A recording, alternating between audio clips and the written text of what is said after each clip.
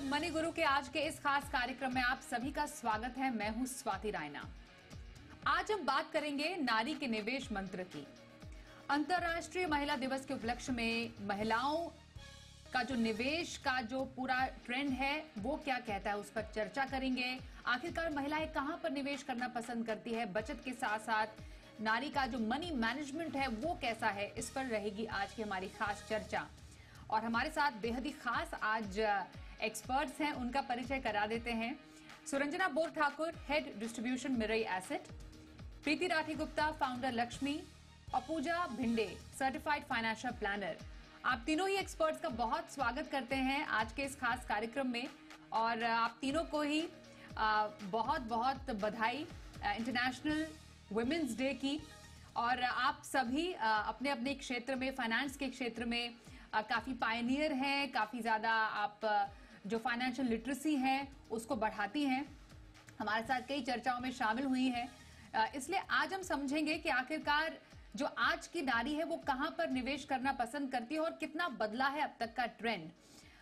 सुरंजना, आपसे शुरू करेंगे। और क्योंकि हम ट्रेंड की बात कर रहे हैं, जो म्यूचुअल फंड के डेटाज आते हैं, जो एम्फी भी जो आंकड़े जारी करती है, वो कहती है कि पिछले कुछ समय में जो नारी की भागीदारी है निवेश में, खासतौर पर म्यूचुअल फंड निवेश में, वो बढ़ी है।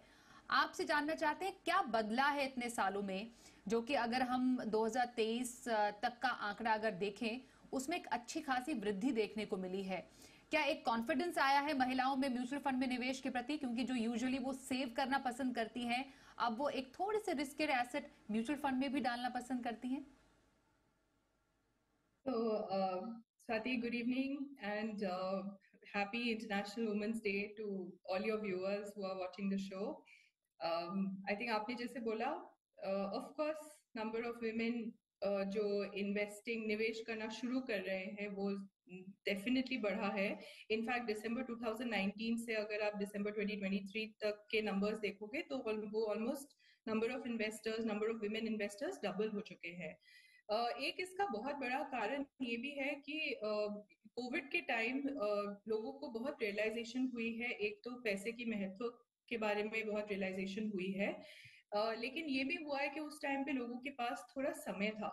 तो उस समय में काफी लोगों ने इन मार्केट्स में निवेश करने के तरीके, मार्केट्स में निवेश करने के जो जो जरिए हैं उनके बारे में ज्यादा नॉलेज गेन की और थोड़ा सा कॉन्फिडेंस भी बढ़ा। क्योंकि क्या हुआ है कि जो इन्वेस्टर्स उस समय में मार्केट में निवेश किया उन्होंने, markets काफी अच्छा कर गए हैं, which is why people have made money and people have had a good experience so far. So that is one of the reasons because of which retail investors का participation Indian market में बढ़ा है। Even stock market में अगर आप देखोगे demat investing में भी number of demats which are there in India have gone up quite a bit. ये बढ़ोतरी भी इसीलिए हुआ है कि काफी इंटरेस्ट बढ़ा है मार्केट में। पर अगर आप टेक्नोलॉजी के डिफरेंस जो देखोगे pre Covid and post Covid, शायद लोगों को ट्रांजैक्शन ईज भी जो मिला है डिजिटल प्लेटफॉर्म्स के थ्रू, उसकी वजह से भी लोगों का इंटरेस्ट काफी बढ़ा है, स्पेशली रिटेल इन्वेस्टर्स का। With in that women have definitely started, trends have started changing. लोग पहले जो विमेन सिर्फ घरेलू मामलों में सिर्फ हाउस होल्ड का कोई एक्सपेंस है या चिल्ड्रंस एजुकेशन है उसी में सिर्फ भागीदारी ले रहे थे, आज के दिन में वो प्रॉपर फाइनेंशियल इन्वेस्टमेंट्स में या इवन रियल एस्टेट के इन्वेस्टमेंट्स में ज्यादा इन्वॉल्व हो रहे हैं। और शायद आपके जैसे प्रोग्राम्स जो होते हैं जहाँ पे उनको कॉन्फिडेंस दिया जाता है कि प्रोसेस कैसा है, कैसे क्या फॉलो करना चाहिए जिससे इन्वेस्टमेंट की जर्नी अच्छी हो पाए, उससे भी शायद लोगों की थोड़ी कॉन्फिडेंस बढ़ रही है। The more awareness is increasing, the more knowledge is ने सुरंजना की महिलाओं का जो आत्मविश्वास है फाइनेंस में वो काफी ज्यादा बढ़ता जा रहा है और पिछले कुछ सालों में जो आंकड़े हैं वो इसकी गवाही भी देते हैं। मैं प्रीति आपसे यही समझना चाहूंगी कि महिलाएं डेफिनेटली थोड़े रिस्कियर एसेट में निवेश करने की शुरुआत कर चुकी हैं, पर एक प्राइमरी जो एक उनका एक निवेश का जो लोकप्रिय जरिया है पिछले कुछ समय में वो क्या रहा है, और वो कौन से ऐसे मीन्स हैं, कौन से ऐसे तरीके हैं जिनके जरिए वो अपने फाइनेंस के डिसीजन सामने रखती हैं। तो आपने जो स्टडी की है उसमें क्या सामने आया है? सबसे पहले Swati, thank you for having me on the show, और आपके सब व्यूअर्स और स्पेशली मेरे को पैनलिस्ट जो हैं सुरंजना और पूजा को भी बहुत बहुत हैप्पी वुमेन्स डे। तो आई थिंक हमारा ये मानना है, और जो हमने जो स्टडी की थी, हमने शुरुआत की थी स्वाति स्टडी की 2 साल पहले, जिसको हम Lakshmi women and money power report बोलते हैं। और ये हमने जो इंडिया का जो मास मिडिल इनकम की जो वुमेन है उनके साथ ये स्टडी की थी। और जो आंकड़े सामने आए उसको अब हम जो लक्ष्मी में हम ये करते हैं कि हर एक नए नए शहर में, जैसे हमने लास्ट ईयर स्टडी कंपेयर की जोधपुर की महिलाओं को, तो इस तरीके से हर एक शहर सिटी वाइज हम ये प्रोसेस अब कर रहे हैं। तो इसमें कई चीजें एक्चुअली सामने आती है। सबसे सबसे इम्पोर्टेंट चीज ये है कि जो हम नंबर्स देखते हैं, भले ही आप म्यूचुअल फंड्स देखें, डीमैट अकाउंट देखें, भले ही वो महिलाओं के नाम पे हो, पर ये जरूरी नहीं है कि उनको महिलाएं ही मैनेज कर रही हैं। तो सबसे पहले जब हमने ये स्टडी की और हमने महिलाओं से पूछा, तो काफी सरप्राइजिंग आंकड़े सामने आए। जैसे कि ऑलमोस्ट हाफ 50% वुमेन को ये नहीं पता था कि उनके पैसे कहाँ रखे हैं, उनकी जो अर्निंग्स है या उनकी जो सेविंग्स है वो कहाँ इन्वेस्ट की जाती है या कहाँ रखी जाती है। ज्यादा से ज्यादा महिलाएं, ऑलमोस्ट 65% वुमेन, या तो फिक्स डिपॉजिट्स या गोल्ड में निवेश करना, क्योंकि वो उनको समझती हैं। और एक प्रोडक्ट है इंडिया में जिसको बीसी कहा जाता है, जो कि काफी पॉपुलर है महिलाओं में, उसमें अपना पैसा डालती हैं। इम्पॉर्टेंट चीज ये भी सामने आई कि ओनली 2% वुमेन, यानी कि 2% महिलाएं, हमने 4000 महिलाओं से ये पूछा था, और उसमें से सिर्फ 2% महिलाएं अपने रिटायरमेंट के बारे में या उसके बारे में प्लान करने के बारे में सोच रही हैं। तो ये आंकड़े एक्चुअली काफी वरीसम है। हम इंश्योरेंस अगर देखें तो ये कोविड के बाद हमने स्टडी की थी, तो almost 60%, 65% women had no insurance, और ये काफी शॉकिंग है। तो इसीलिए हमारा ये मानना है कि जहां तक वुमेन अर्न करने की जो उनकी मतलब जो कैपेबिलिटी, जो वुमेन अब बहुत फाइनेंशियली इंडिपेंडेंट होना चाह रही हैं, हो भी रही हैं, तो वो कमा तो रही हैं, बचा तो रही हैं, पर उनको ये फाइनेंशियल लिटरेसी लेना कि हमें आगे ये कहाँ डालना चाहिए ये पैसा, ये शायद इसकी बहुत ज्यादा और जरूरत है। एक बहुत बड़ी अपॉर्चुनिटी और पोटेंशियल है। हम देश के आधी महिलाओं की बात कर रहे हैं।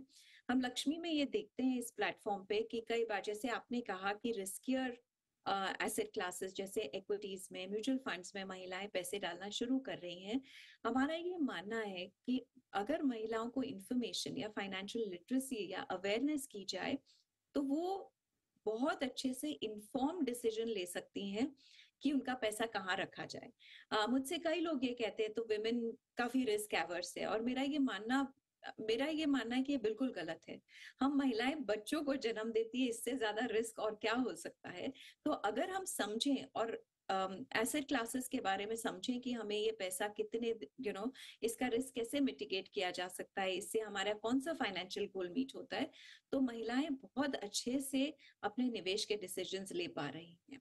पर अभी भी बहुत बहुत ज्यादा है, और एक सही जो गाइडेंस है उसको आगे महिलाओं तक पहुंचाना बेहद जरूरी है। आपकी इस बातों से हम यही समझ पा रहे हैं कि वो चाहती हैं करना, लेकिन कई बार शायद गाइडेंस की कमी है, जिसके चलते वो सही डेस्टिनेशन तक शायद उनका ये कदम नहीं पहुंच पाता है। पूजा, ऐसे में ही जो आजकल की जो महिलाएं हैं, नारी हैं, जो कि अब वर्कफोर्स में आई हैं, जो कॉन्फिडेंट लड़कियां भी है, जो कि डिजिटल पेमेंट्स और ऑनलाइन शॉपिंग ये सब करना जानती हैं, उनसे जब आपकी बातचीत होती है तो वो अपने पैसे कहाँ पर लगाती है? क्योंकि हम यूजुअली देखते हैं महिलाएं बचत तो करती हैं, पर शायद निवेश में थोड़ा बहुत वो टाइम लगाती हैं। तो क्या ऐसी जो आजकल की नारी है वो पैसे लगा रही हैं, और कहाँ पर पैसे लगा रही है, उनकी सोच क्या है निवेश को लेकर? बिल्कुल, thank you so much Swati. Happy women's day सबको, एंड मेरी को पैनलिस्ट को भी। आई थिंक मुझे ऐसे लगता है कि कहीं ना कहीं आज की नारी जो है ना, वो काफी हद तक समझ चुकी है कि हमको चार्ज लेना है खुद के फाइनेंस का। तो आई थिंक जैसे आपने राइटली उसको पूछा कि डिजिटलाइजेशन को किस तरीके से वो यूज करती हैं। ऑनलाइन प्लेटफॉर्म्स पे भी मैं देख रही हूँ कि काफी डीमैट अकाउंट्स वो खुद ही बना लेती हैं। इन्वेस्टमेंट में देखें तो एसआईपी वगैरह कुछ शुरू कर लेते हैं, क्योंकि अगर वो वर्किंग है ना, तो क्या होता है, एक वर्क कल्चर की वजह से टैक्स प्लानिंग उनकी हो जाती है, क्योंकि उनको टैक्स सेविंग करना है एटीसी में। इफ दे आर वर्किंग, उनका कहीं पे जॉब है, तो ये सारे निवेश तो वो ऑलरेडी कर लेती हैं।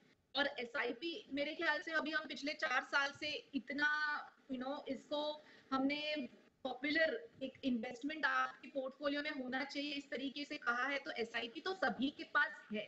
तो मैं ये नहीं कहूंगी कि they have not started yet, they have started.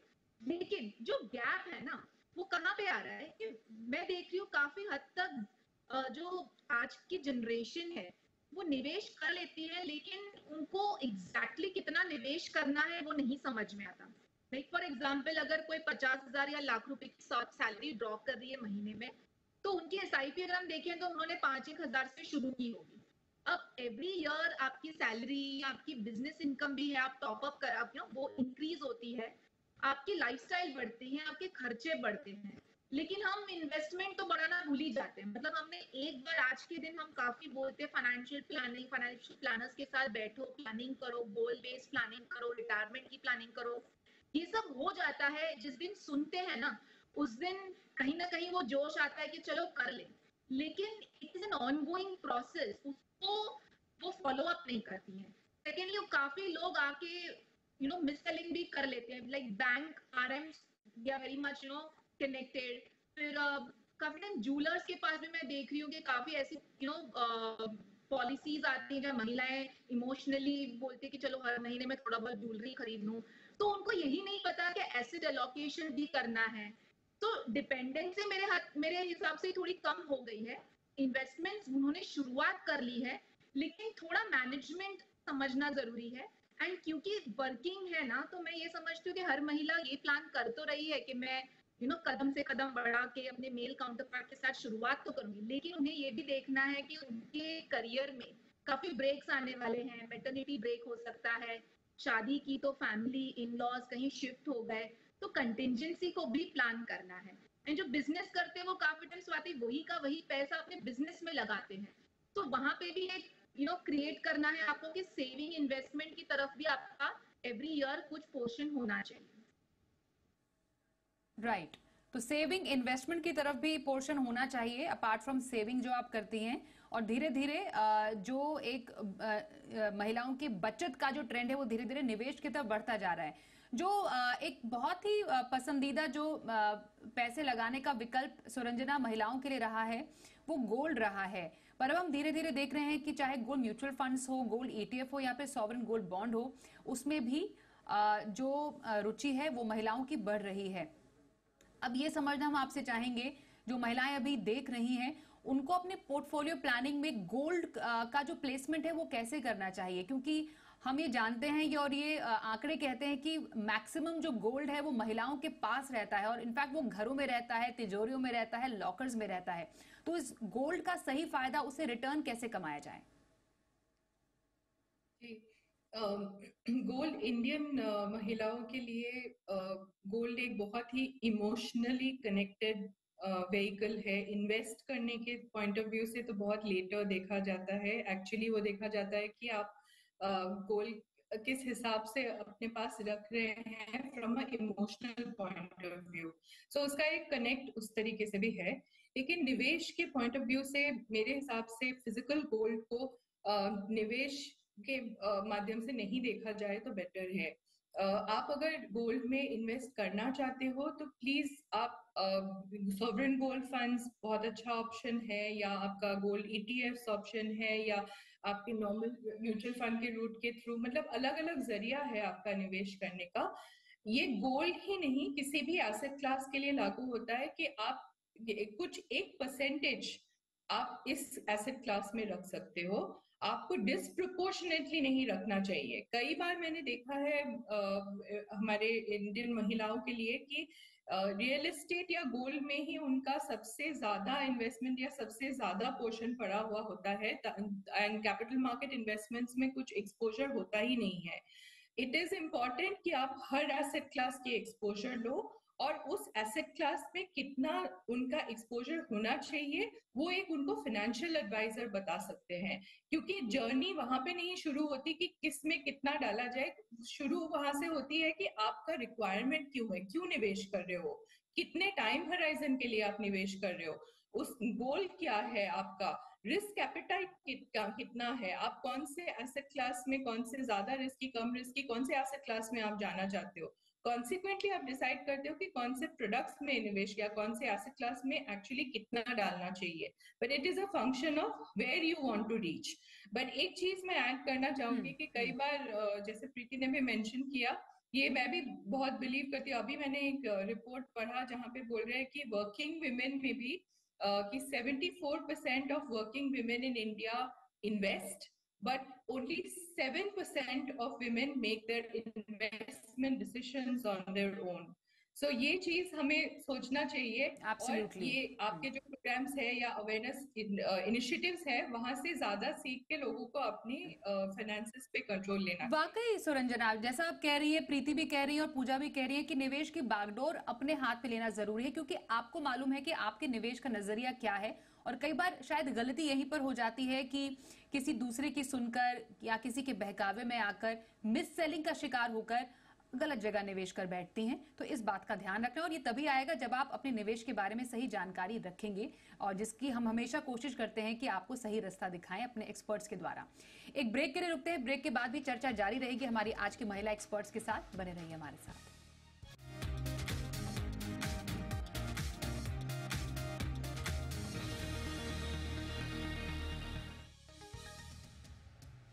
नारी के निवेश मंत्र, आज हम इंटरनेशनल वुमेन्स डे के उपलक्ष्य पर सुरंजना बोध ठाकुर मिरर एसेट से, इनसे कर रहे हैं खास चर्चा। प्रीति राठी गुप्ता लक्ष्मी से हमारे साथ है, और पूजा भिंडे सर्टिफाइड फाइनेंशियल प्लानर, इनसे कर रहे हैं खास चर्चा कि महिलाओं के लिए जो मनी मैनेजमेंट है उसको वो कैसे और सफल बनाएं। प्रीति, यूजुअली हम देखते हैं कि चाहे महिला हो या चाहे पुरुष हो, एक इन्वेस्टमेंट का या इन्वेस्टमेंट नहीं, फाइनेंशियल प्लानिंग का जो एस्पेक्ट है उसमें काफी ज्यादा वीक होते हैं। लेकिन शायद पुरुषों के मुकाबले महिलाएं थोड़ी ज्यादा इसमें लैग करती हैं, वो है इंश्योरेंस को लेकर। आई एम श्योर अब तस्वीर काफी बदली है, पर एक महिला के लिए हेल्थ इंश्योरेंस और लाइफ इंश्योरेंस का पोर्टफोलियो कैसे बनाया जाए, अभी मैं चाहती हूँ हमारी तमाम महिला दर्शकों को बताएं। बिल्कुल, आपने बिल्कुल सही कहा स्वाति, और आई थिंक फाइनेंशियल यानी सोच समझ के एक प्लान बनाना, एसेट एलोकेशन करना, ये सब बहुत जरूरी है। और ये मेरा मानना है कि महिलाएं और मतलब मेन एंड वुमेन दोनों को ही उतना ध्यान देना चाहिए। पर जहां तक इंश्योरेंस की बात है, ये महिलाओं के लिए शायद और भी ज्यादा जरूरी है, इसलिए क्योंकि स्पेशली जैसे हेल्थ इंश्योरेंस है, मैंने जैसे आपको ये आंकड़ा बताया कि काफी शॉकिंग नंबर है, काफी शॉकिंग फिगर है कि कोविड के बाद भी इतनी हाई नंबर ऑफ वुमेन के पास हेल्थ इंश्योरेंस नहीं है। और हम जानते हैं कि महिलाओं के एक तो लाइफ स्टेजेस जो होती हैं, दूसरी जो वुमेन रिलेटेड जो जितनी डिजीजेस हो सकती हैं, अगर इन सब का आप कवर ना लें या इंश्योरेंस ना लें, तो वुमेन कई बार एक राइट मेडिकल अटेंशन नहीं ले पाती हैं। तो इसीलिए हेल्थ इंश्योरेंस सबसे ज्यादा जरूरी है। और हम हमारी महिलाओं को लक्ष्मी पे ये कहते हैं कि आप शुरू करें हेल्थ इंश्योरेंस। सबसे सिंपल एक हेल्थ इंश्योरेंस कवर लें, मेडिकल इंश्योरेंस कवर लें। प्रॉब्लम ये होती है विमेन किस पॉइंट पे ड्रॉप ऑफ हो जाती है, क्योंकि उनको कंफ्यूजन रहता है कि हम इतने सारे प्रोडक्ट्स अवेलेबल हैं, ये कि पूरा फुल ब्लोन कवर है, एग्जॉटिक है, इसमें सब चीज है, हम ये लें कि हम ये लें। तो हम ये रेकमेंड करते हैं कि आप एक वनीला प्रोडक्ट लें, प्योर एक कवर लें, कम से कम आपके पास 4 से 5 लाख का हॉस्पिटलाइजेशन का एक कवर हो, क्योंकि हमने कोविड के समय भी देखा है कि कुछ भी अगर हो जाए तो इतना कम से कम आपको कवर चाहिए। एक वो प्लेन कवर लें, और उसके बाद आपको लगे कि आपकी एज अनुसार या आपकी फैमिली हिस्ट्री के अनुसार आपको कुछ और कवर लेने की जरूरत है, तो वो एक एडिशनल टॉप अप लें। इसके प्राय विमेन, मतलब हर कोई विमेन एंड मेन ये करते हैं कि वो बहुत एक एक्सोटिक प्रोडक्ट ले लेते हैं जिसका प्रीमियम, क्यों, इंश्योरेंस आखिर तो एक कॉस्ट है, लेकिन ये रिस्क कवर लेना जरूरी है, पर उसको सोच समझ के लिया जाए। और जहां तक कि दूसरी इंश्योरेंस है, टर्म इंश्योरेंस है, लाइफ इंश्योरेंस है, सबसे पहले तो मैं ये कहती हूँ महिलाओं से, क्योंकि हमारे लक्ष्मी प्लेटफॉर्म पे वर्किंग वुमेन भी है और स्टे एट होम वुमेन भी है और काफी गिग इकोनॉमी जो एक माइक्रो एंटरप्रेन्योर्स है वो भी है। तो उनसे ये मैं कहती हूँ कि आप रिस्पॉन्सिबिलिटी जो आपकी है उस हिसाब से आप वो इंश्योरेंस लें।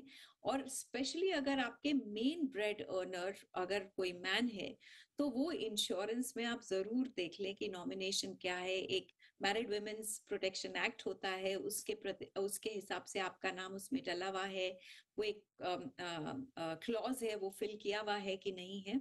तो काफी जानकारी इस पे भी वुमेन को लेनी चाहिए। पर इंश्योरेंस एक हमेशा हम ये कहते हैं कि आप जब जैसा आपने कहा है प्रीति, इंश्योरेंस चाहे लाइफ इंश्योरेंस हो, हेल्थ इंश्योरेंस है, टर्म इंश्योरेंस की क्योंकि हम बात करें, वो महिलाओं के लिए उतना ही जरूरी लेना है जितना पुरुषों के लिए लेना जरूरी है। इंश्योरेंस पोर्टफोलियो को अप टू डेट रखें, जैसा प्रीति ने टिप्स दिए हैं। पर कई बार कुछ गलतियां हो जाती है पूजा। तो अभी जब एक महिला को अपना एक सक्सेसफुल निवेश एक पोर्टफोलियो बनाना है, तो मैं आपसे चाह रही हूँ कि आप एक पॉइंटेडली 5 या 6 कुछ गलतियां बताएं जिससे बचने की जरूरत है अभी। देखिए, सबसे इम्पोर्टेंट है कि आप जो एसआईपी शुरू करते हैं ना, वो मैं कहूंगी जो गलतियां हैं कि आपने एक बार शुरू कर दी तो उस पे एंड नहीं होता है। आप ना अगर भूल जाते हैं कि मैंने एसआईपी को टॉप अप नहीं किया है, मैं अपने गोल्स को रिविजिट नहीं कर रही हूँ, तो आप स्टेप अप एसआईपी यूज करें। बहुत अच्छा ऑप्शन है स्वाति। एंड जब भी आप निवेश करते हैं उसी समय पे आप स्टेप अप का एक आप उसमें परसेंटेज फीड कर लें। मैं एग्जांपल दूंगी, अगर 10,000 की एसआईपी रिटायरमेंट के लिए प्लान करें 30 साल के समय के लिए, 12% रिटर्न पे वो 3-3.5 करोड़ का पोर्टफोलियो बनेगा। लेकिन अगर आप उसमें 10% का स्टेप अप लगाते हैं तो यही पोर्टफोलियो अप्रोक्सीमेटली 8 करोड़ तक पहुंचेगा। तो काफी टाइम हमको समझ में नहीं आता, हमको लगता है हम तो कर रहे हैं इन्वेस्टमेंट लेकिन बढ़ क्यों नहीं रहे। तो स्टेप अप का एक मैं सलाह दूंगी, ये मिस्टेक को आपको रेक्टिफाई जो मंत्र है वो करना है। नंबर 2 मैं कहूंगी, कोविड में जैसे हमको सिखाया गया बहुत सारी चीजों में हेल्थ इंश्योरेंस एंड कंटिजेंसी कितना इंपॉर्टेंट है, वैसे ही काफी टाइम महिला ये सोचती है कि मैंने घर पे कैश है तो वो भी एक कंटिजेंसी है, मेरे को कभी भी काम आ जाएगा।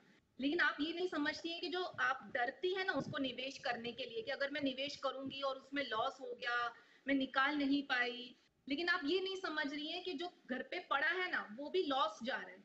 क्यों? कि उसका लॉजिक है कि आप इन्फ्लेशन जो है, महंगाई जो है वो 6-7% पे बढ़ रही है, ठीक है। तो अगर आप उसको निवेश भी नहीं कर रही है ना, उसमें लॉस हो रहा है, तो इसके लिए या तो आप एफडी भी लगा लेंगे या लिक्विड डेट फंड में भी डाल देंगे ना तो भी ठीक है। तो ये मिस्टेक है और इसका क्या बनता है। और लास्टली नंबर 3, जैसे हमने आज इंश्योरेंस की बात की, आप इंश्योरेंस जो है, वेदर आप अभी अभी आपने कमाना शुरू किया, आप आपके पेरेंट्स की पॉलिसी में है, या अगर आप फैमिली में फ्लोटर में है, या आपकी कंपनी के साथ आपकी पॉलिसी है, मैं कहूंगी आप ये इंडिविजुअल पॉलिसी होनी चाहिए। आज की तारीख में 5 लाख तो बेस है, आप ऊपर सुपर टॉप अप लगा लें 20 लाख का, क्योंकि आपको नहीं पता कि ये जो एक बार हॉस्पिटलाइजेशन लग जाता है ना, हमको लगता है हाँ मेरी मेडिकल पॉलिसी है, लेकिन जब हम पूछते हैं ना कितनी है तब पता चलता है बहुत कम है। लेकिन जब हॉस्पिटल का खर्चा भी देखते हैं वो 5 लाख से तो शुरू होता है।